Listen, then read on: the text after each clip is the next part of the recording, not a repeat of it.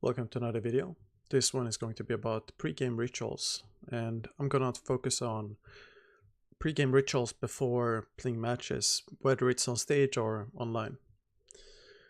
So if we think of what a pre-game ritual is, it's basically some form of habit you do every time before you play a match, or it can be even before you're playing a ranked game. But before we play a match, you have heard of some players like XQC, for example, taking off his shoes before playing on stage. And maybe some players, listen to music, some others sit in deathmatch.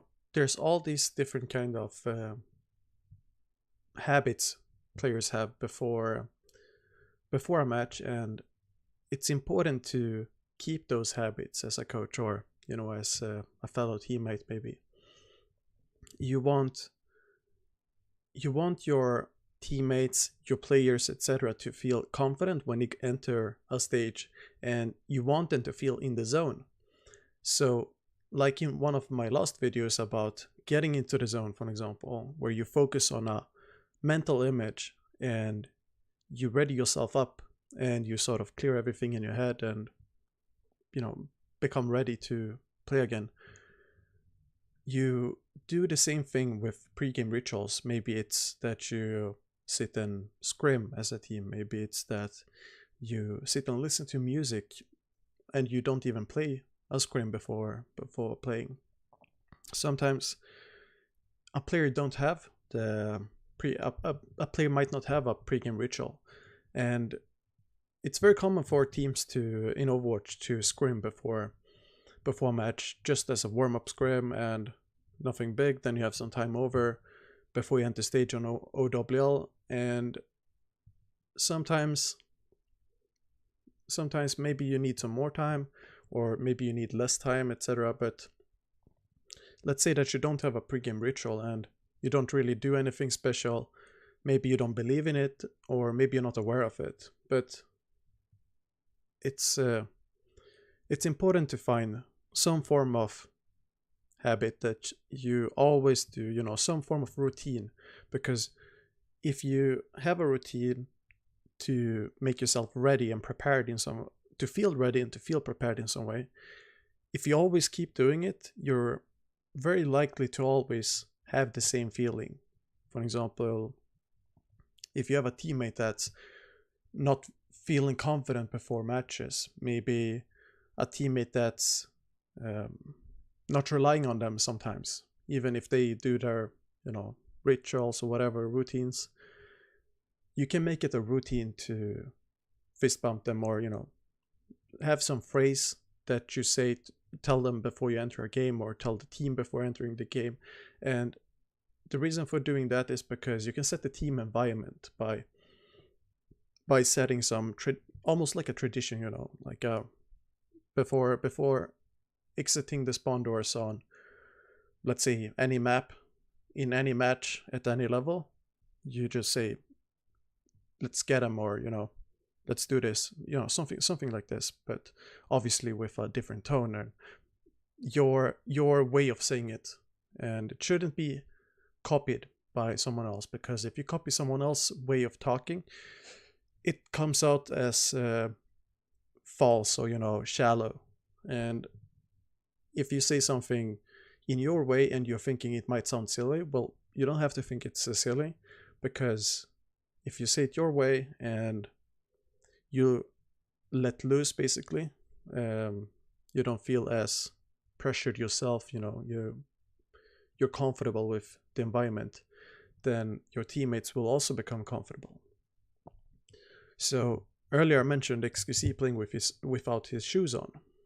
The reason he does this is because it feels more like being at home, if that makes sense. It's like playing in your bedroom, you're taking it easy, you have a relaxed environment, you have a relaxed mindset, and you can do whatever you want, basically. You can frag out, you can call plans, you can call targets, etc. And if you break that habit, let's say that he's forced to play with his shoes on, well, suddenly you enter a different state of mind.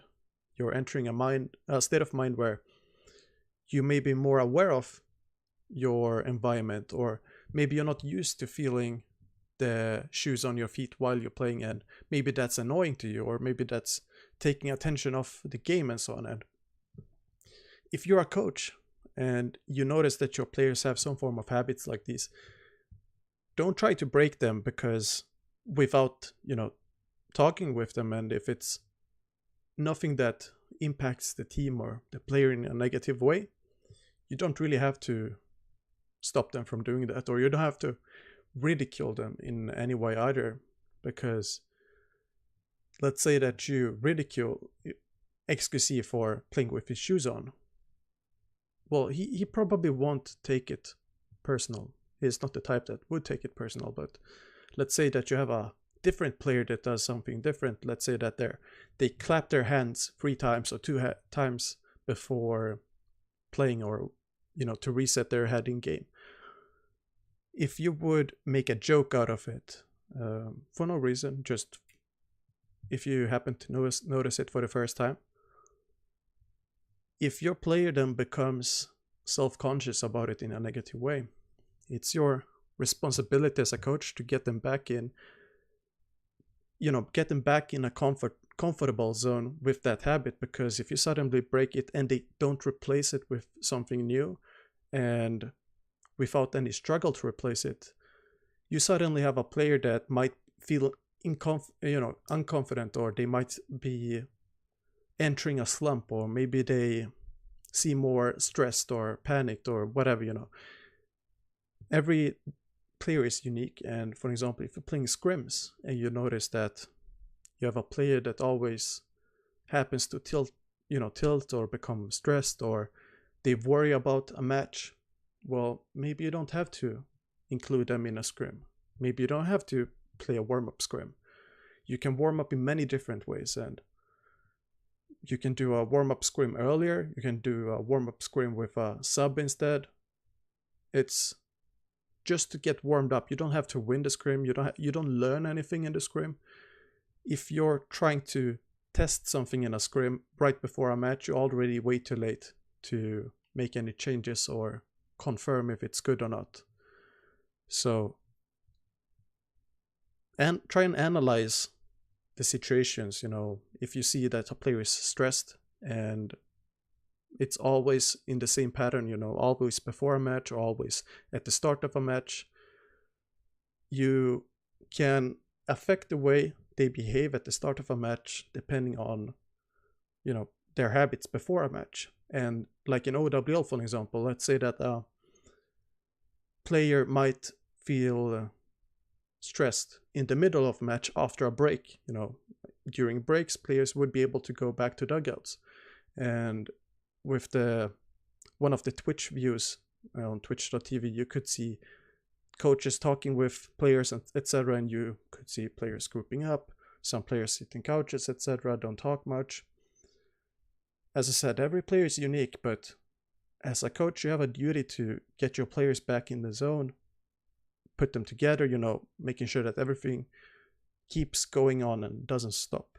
And you can affect the players during a match the same way you can affect them before a match. And you do the same thing as you do before a match. Maybe you do a pep talk, maybe you do a fist bump, or maybe teammates give each other fist bumps or do a pep talk. And it's a good way to reset the head, basically, by giving a fist bump and saying, let's do this, or doing a pep talk and huddling up and then yelling something.